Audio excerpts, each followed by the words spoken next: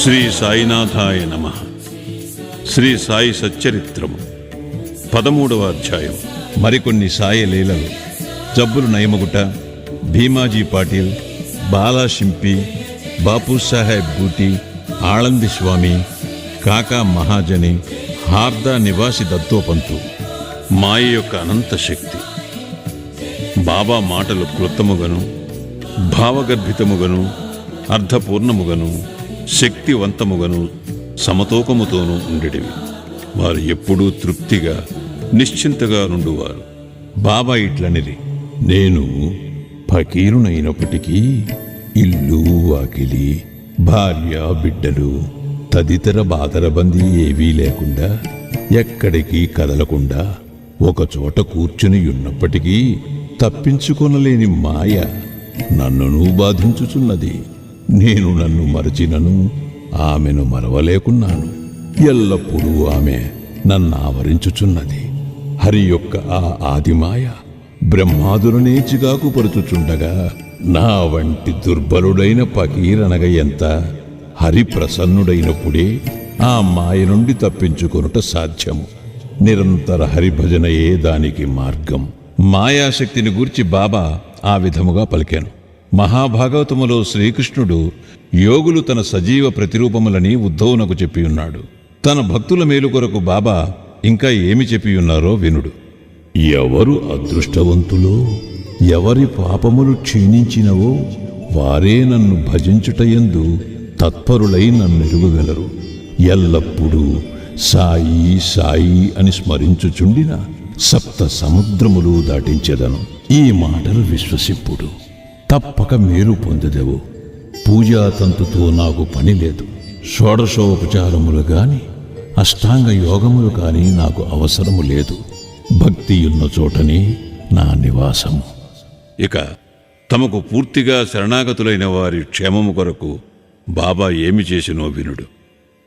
భీమాజీ పాటిల్, పూనా జిల్లా, జున్నర్ తాలూకా, నారాయణగాం వాస్తవ్యుడు భీమాజీ పాటిల్ 1909వ సంవత్సరములో తీవ్రమైన ఊపిరితిత్తుల రుగ్మతకు గురయ్యను.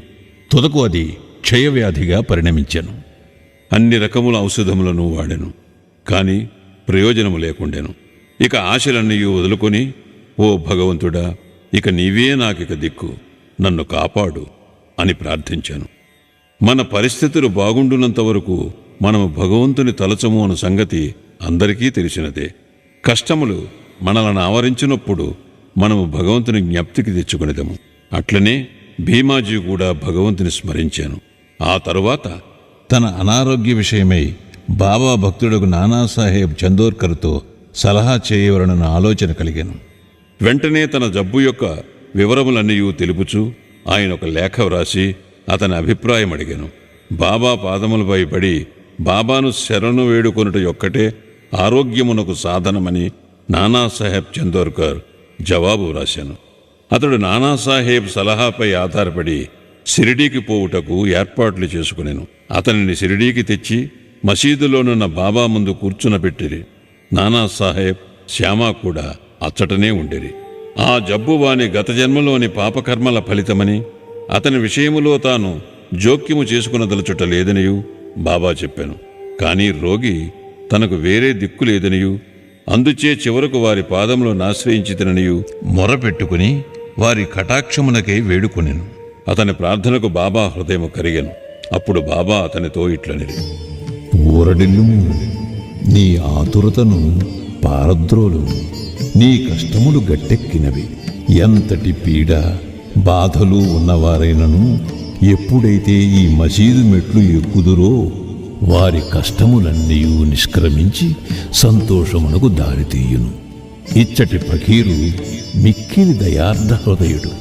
వారి రోగమును తప్పక బాగుచేయును. ఆ ఫకీరు అందరినీ ప్రేమతోనూ దయతోనూ కాపాడును. ప్రతి 5 నిమిషములకు రక్తము గ్రక్కుచుండిన ఆ రోగి బాబా సముఖమున ఒక్కసారి అయినా రక్తము గ్రక్కలేదు. బాబా వానిని దయతో కాపాడదనను అభయమిచ్చిన వెంటనే రోగము నయమగుట ప్రారంభించాను. వానిని భీమాభాయ్ ఇంటిలో బస చేయమని బాబా చెప్పాను. భీమాజీ వంటి రోగికి ఆ ఇల్లు అంత సదుపాయమైనది గాని ఆరోగ్యకరమైనది కానీ కాదు. కానీ బాబా ఆజ్ఞ జవదాట రానిది. అతడు షిరిడీలో ఉండినప్పుడు బాబా అతనికి 2 స్వప్నానుభవములనిచ్చి వాని రోగమును కుదిర్చాను. మొదటి స్వప్నములో వాడొక పాఠశాల విద్యార్థిగా పద్యములు కంఠోపాఠము చేయకుండాచే క్లాసు ఉపాధ్యాయుడు దెబ్బలు కొట్టినట్లు కనిపించాను. 2వ స్వప్నంలో వాని ఛాతీపై పెద్ద బండను వేచి కిందకు మీదకు త్రోయిటచే మిక్కిలి బాధను అనుభవించాను. స్వప్నంలో పడిన ఈ బాధలతో వాని జబ్బు నయమై వాడి ఇంటికి పోయాను. ఆ తరువాత అతడప్పుడప్పుడు షిరిడీకి వచ్చుచుండెను. బాబా తనకు చేసిన మేలును జ్ఞప్తి అందుంచుకొని బాబా పాదములపై సాష్టాంగ నమస్కారములు చేయుచుండెను. బాబా తన భక్తుల వద్ద నుంచి ఏమీయూ కాంక్షించుడివారు కాదు. వారికి కావలసినదేమన భక్తులు తాము పొందిన మేలును జ్ఞప్తి అందుంచుకొని అచంచలమైన నమ్మకమును భక్తియును కలిగియుండుటే. మహారాష్ట్ర దేశములో నెలకొకసారి గాని పక్షమునకొకసారి గాని ఇండ్లలో సత్యనారాయణ వ్రతము చేయుట సంప్రదాయము. కాని భీమాజీ పాటిల్ ఆ సత్యనారాయణ వ్రతమునకు మారుగా క్రొత్తగా సాయి సత్యవ్రతమును తన ఊరు చేరిన వెంటనే ప్రారంభించెను. బాలాగణపతి శింపి. బాలాగణపతి అనువాడు బాబా భక్తుడు. ఒకసారి అతడు మలేరియా జబ్బుచే మిగులు బాధపడెను. అన్ని రకముల ఔషధములు కషాయములు పుచ్చుకొనెను. కాని నిష్ప్రయోజనమయ్యను. జ్వరము కొంచెమైనను తగ్గలేదు. షిరిడీకి పరిగెత్తెను. బాబా పాదములపై పడెను. బాబా వానికి లక్ష్మీ మందిరము ముందునున్న నల్ల కుక్కకు పెరుగన్నము కలిపి పెట్టమని చెప్పాను. ఈ వింత రోగ నివారణోపాయం ఎట్లు నెరవేర్చవలనో బాలాకు తెలియకుండెను. ఇంటికి పోగా అచ్చట అన్నము పెరుగు సిద్ధముగా నుండుట చూచాను. రెంటినీ కలిపి లక్ష్మీ మందిరము వద్దకు వచ్చాను.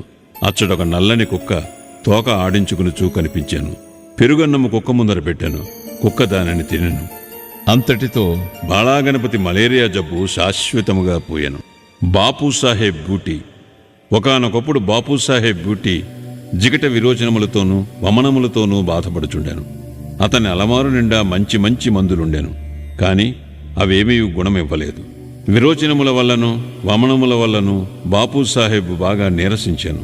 అందుచే బాబా దర్శనమునకే మసీదుకు కూడా పోలేకుండాను. బాబా అతనిని మసీదుకు రమ్మని కబురంపి అతడు రాగానే తమ ముందు కూర్చుండబెట్టుకొని తమ చూపుడు విరేలు ఆడించుచు, జాగ్రత్త, నీవిక విరోచనము చేయకూడదు, వమనము కూడా ఆగవలెను అనెను. బాబా మాటల సత్తువు కనుడు. వెంటనే ఆ 2 వ్యాధులు పారిపోయెను. బూటీ జబ్బు కుదిరెను. ఇంకొకప్పుడు బూటీకి కలరా సోకెను. తీవ్రమైన దప్పికతో బాధపడుచుండెను. డాక్టర్ పిల్లే అని వైద్యుడు అన్ని ఔషధములను ప్రయత్నించాను. కానీ రోగము కుదరలేదు. బాపూసాహెబ్ అప్పుడు బాబా వద్దకు వెళ్ళి ఏ ఔషధము పుచ్చుకునినచో తన దాహము పోయి జబ్బు కుదురునని సలహా అడిగాను. బాదం పప్పు, పిస్తా, అక్రోట్ నానబెట్టి పాలు చక్కెరతో ఉడికించి పుచ్చుకునినచో రోగము కుదురునని బాబా చెప్పాను. ఇది జబ్బును మరింత హెచ్చించునని ఏ డాక్టర్ అయినను చెప్పును. కాని బాపూసాహెబు బాబా ఆజ్ఞను శిరసావహించాను. పాలతో తయారు చేసి దానిని సేవించాను. విచిత్రముగా రోగము వెంటనే కుదిరెను. ఆళంది స్వామి. ఆళంది నుండి ఒక సన్యాసి బాబా దర్శనమునకై షిరిడీ వచ్చాను. అతనికి చెవిపోటు ఎక్కువగా నుండి నిద్ర పట్టకుండాను. శస్త్రచికిత్స కూడా చేయించుకున్నాను. కానీ వ్యాధి నయము కాలేదు. బాధ ఎక్కువగా నుండెను. ఏమి చేయుటకు తోచకుండాను. తిరిగి పోవునప్పుడు బాబా దర్శనమునకై వచ్చాను. అతని చెవిపోటు తగ్గుటకేదైనా చేయమని శ్యామ ఆ సన్యాసి తరఫున బాబాను వేడుకొనెను. బాబా అతనిని ఇట్లు ఆశీర్వదించాను. అల్లా అచ్చా కరేగా. ఆ సన్యాసి పూనా చేరి 1 వారము రోజుల పిమ్మట షిరిడీకి ఉత్తరము రాశాను. ఆ ఉత్తరములో తన చెవిపోటు తగ్గిననియు కానీ ఇంకనూ వాపు తగ్గలేదనియూ రాశాను. వాపు పోగొట్టుకునుటకై శస్త్రచికిత్స చేయించుకునవలనని బొంబాయి వెళ్ళాను. డాక్టర్లు చెవి పరీక్ష చేసి శస్త్రచికిత్స అవసరము లేదని చెప్పిరి.